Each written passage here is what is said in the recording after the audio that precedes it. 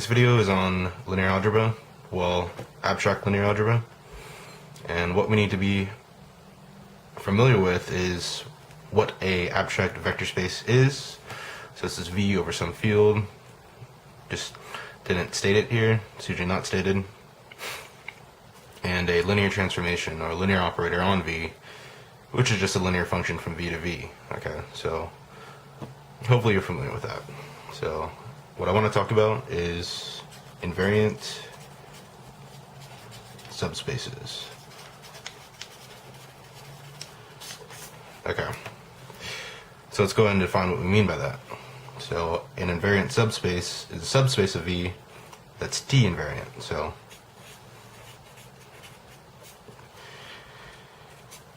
subspace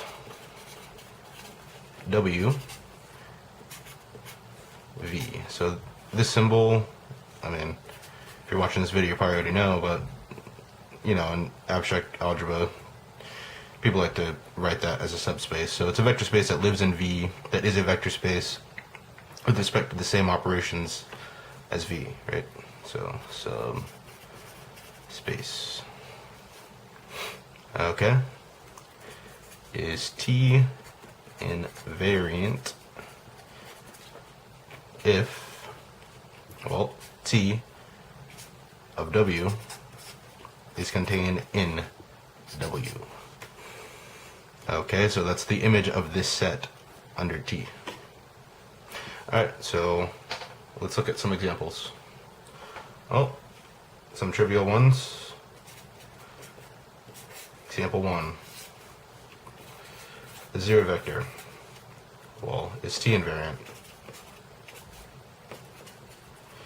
And this is for any T, yeah? So T's action on 0, it's always a zero vector. And that's contained in, well, the set containing the zero vector. They're actually equal in this case. Next example. Whoops. Well, the set that is the vector space itself is also T invariant. Why? Because, well, T is a function from V into V. So, obviously, T of V, well, this is just the range. Well, contained in V. Okay? So, you know, in this case, they're not usually equal because, well, those functions aren't onto. Okay? Next example is the range of T. Alright, well, T's action on the range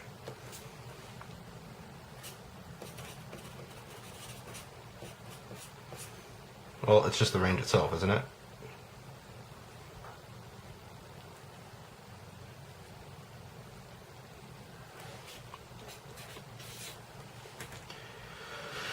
Last example for now is the null space of T.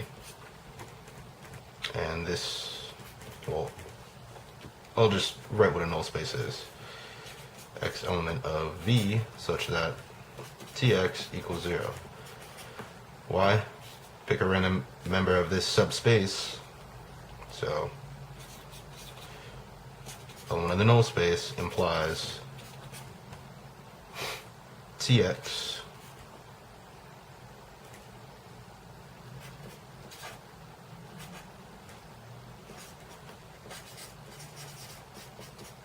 simply because, well, it's a subspace. Well, 0's in there.